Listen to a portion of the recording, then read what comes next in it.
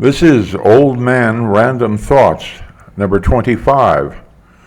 And with any luck, there's a little box up there to my right, which says that. What I did was let me see, the software piles on top of the other software. On the other machine, I installed Pencil 2D, and there was a bundled program called Clip something or other that will record whatever's on the screen. So in Pencil 2D, I drew out OMRT 25 and recorded it. Then I exported it as a GIF file, I don't know, less than 30 seconds long, and brought it over to this machine. Now, with CapCut, if you put one snippet above another, you have the opportunity to put the one above into the lower one, the final one, as a window in a picture in a picture, a window within this. And this sort of, not necessarily for putting up the video number, I'm just testing it out this way, but for drawing as I am speaking, which I often do when I'm sitting around having conversations with people, drawing their portrait or just drawing whatever my imagination brings up. Speaking of imagination, I was lying in bed a while ago, trying to either get back to sleep or get the ambition to get up. I did get up. I had to make the coffee. It seems like that's the main reason for getting up anymore. But as I was laying there, trying to fall back asleep, I was thinking about, content, but I was going back over my memories of all those years ago. Specifically, when I was in Colorado, I was at Colorado State University in 1968. Wow, it seems like a long time ago. I was working at the campus radio station. I was working at another radio station in Fort Collins, an AM daytimer, which is about as minimal a radio station as you could have. This is back in the days of real radio, with real announcers and all that stuff. That's all gone away. So anyway, I was fairly interested in that, and I wasn't as interested in freshman liberal arts. So one day I just put my stuff in my backpack and headed out on the road. Hitchhiked up to Wyoming and then over to Utah, Nevada, and then I got into Northern California just in time to be arrested. The story there is I showed up, I just came into the town late afternoon, walked up to a gas station, there was a mechanic there, and I said, hey, I just hitchhiked into town, you know, any place where I could crash. And he said, yeah, come back with me. I'm almost off work, and we got a house with a bunch of people, and there's room for you, I'm sure. So I did. And when I got there, it was about dinner time, so I said, hey, I'll volunteer to go get some groceries. I got a little money. And I did that. I'm on my way back to this place with the groceries when the sidewalk's just full of people there. I can't get through the crowd.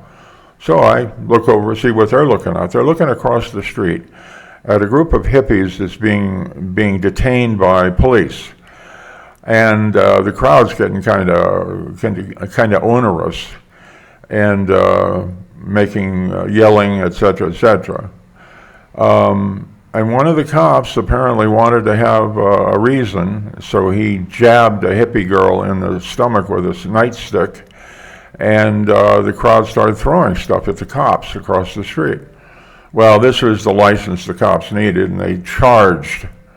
They charged across the street. The crowd scattered, except for you know who. I'm standing there. I got no reason to run. I didn't do anything.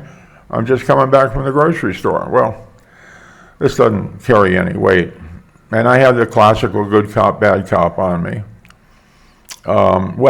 I think the bad cop probably got an attitude when I went down automatically without thinking in a football crouch, and he bounced off my shoulder.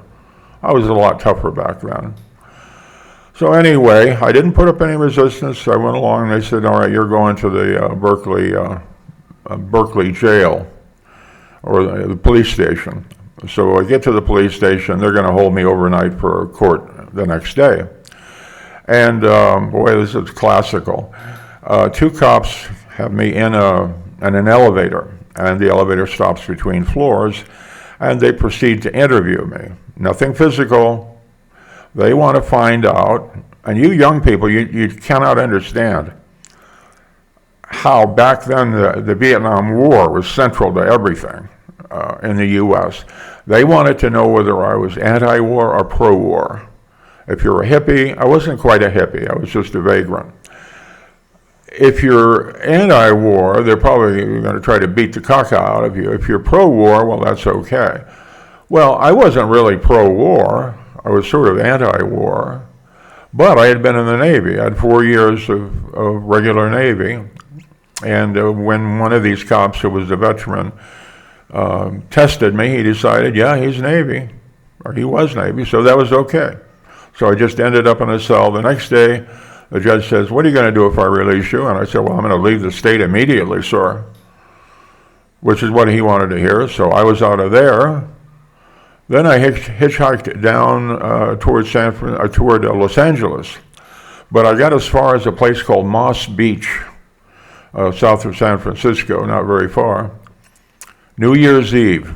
Now, I don't remember exactly what year, 68, 69, but it was New Year's Eve, and I remember that because one of the ways that a hitchhiker back then could get a ride, if they were over 21, was with a bunch of young people that were underage, couldn't buy liquor, and they'd give you a ride somewhere if you just bought a couple of bottles for them.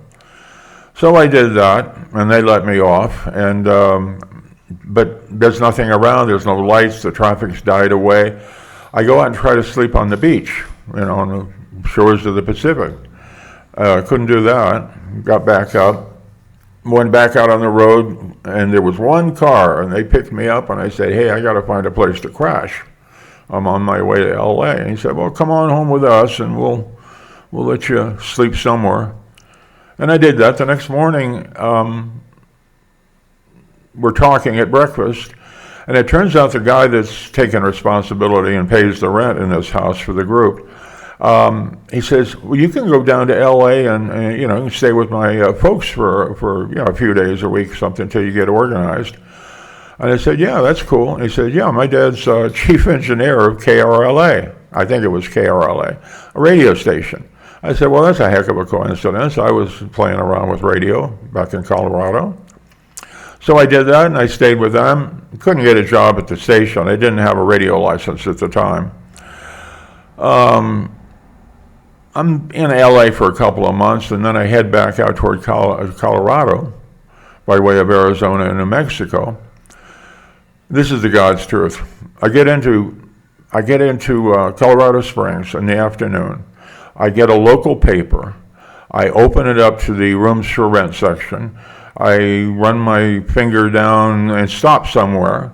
The very first ad I looked at, I called the number, and they said, yeah, we'll come out and get you and see if we can do a deal.